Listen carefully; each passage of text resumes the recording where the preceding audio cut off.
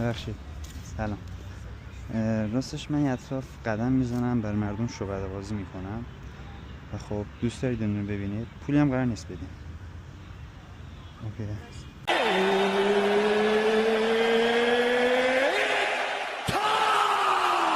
اول اینکه ما دست کارت داریم، همه کارت ها با هم فرق.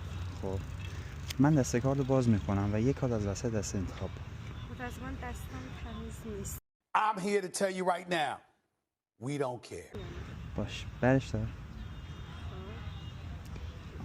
کارتم نگاه بکن ببین چیه. منم ببینم اشکال نداره. چیه؟ شاه پیک. کف دستتو بیار.